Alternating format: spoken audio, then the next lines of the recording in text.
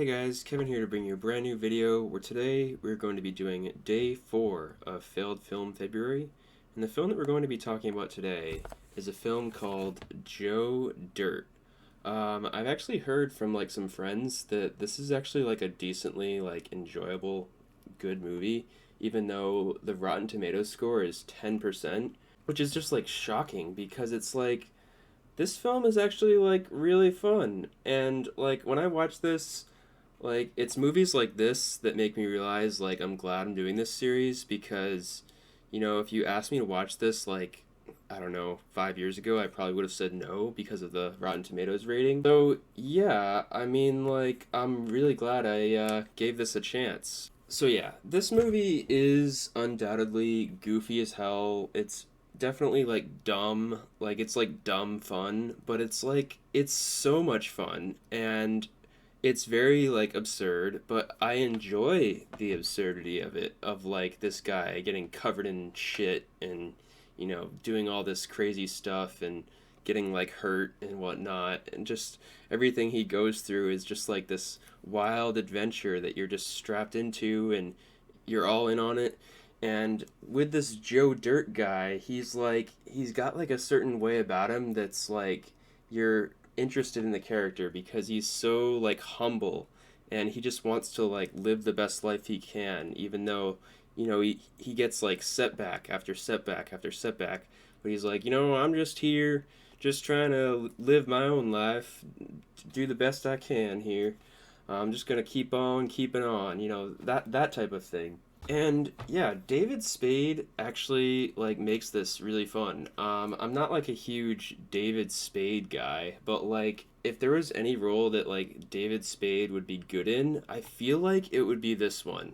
Just because he really goes all in on this character with how goofy and silly he is. And throughout this whole thing, there's just so many hilarious moments. Some people wouldn't find them funny, but I was actually laughing so hard at so much of this. The moment that I remember most vividly is when the dog gets his balls stuck to the porch, and he can't get his balls unstuck. He keeps pulling them, and he's no, don't pull them. And then they're oh, you really got to get some cooking spray on this porch. Okay, dude, but it's hilarious, and there's just there's so many funny things like that, with when he gets shit poured on him from that fucking canister or whatever. Yeah, there's just so many crazy things that I was just loving. I will say it is just at times it is a little bit too stupid, just with some stuff that happens. I'm really wow, okay, but for the most part it is enjoyable. And I didn't mention this in my Instagram review because I didn't want to spoil that he was in the movie, but surprise, Christopher Walken is the best Christopher Walken, because he just shows up and single-handedly steals the movie, and it's actually so hilarious and so funny the way he just pops in, and he's I'm here, I'm Christopher Walken, and I'm gonna take this over now and be the new hilarious thing every time he's on screen. So yeah, but with this whole story, it's kind of easy to compare this movie to Forrest Gump, and it's funny to make this claim, but I like this movie better than Forrest Gump.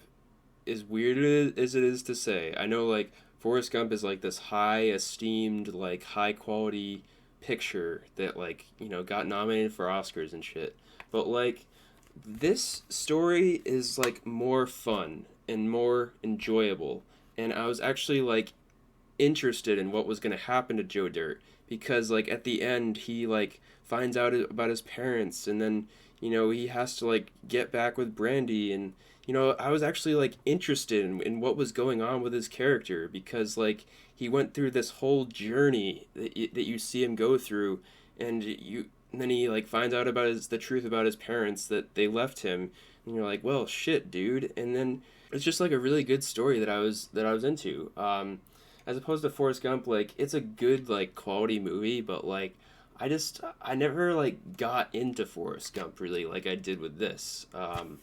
So yeah, and that's not to say Forrest Gump is a bad movie. I still think it's like a decent movie, but I think I like this better.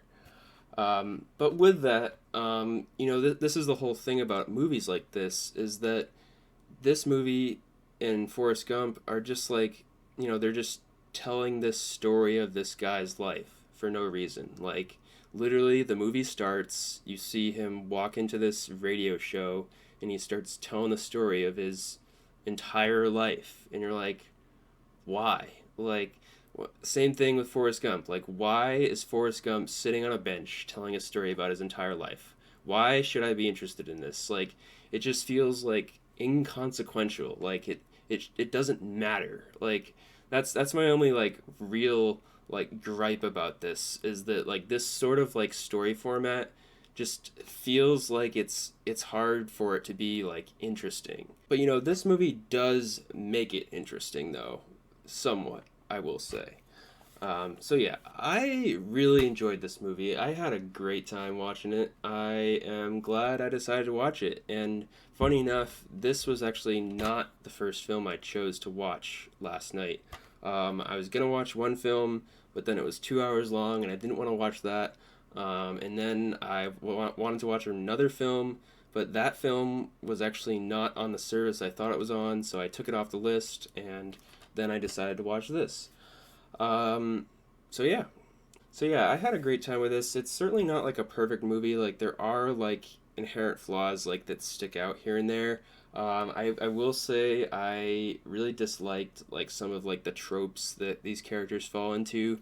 Specifically, the character that Kid Rock plays, I just was like cringing at because he's just like this asshole guy who doesn't want Joe to get with his girl, and that's really it about his character. And it's Kid Rock, dude. Like, come on. And yeah, some characters just fall into those like tropes just a little bit. But yeah, I'm gonna give this movie an 8.0 out of 10. I hope you guys have enjoyed this video, and I'll see you guys in the next one.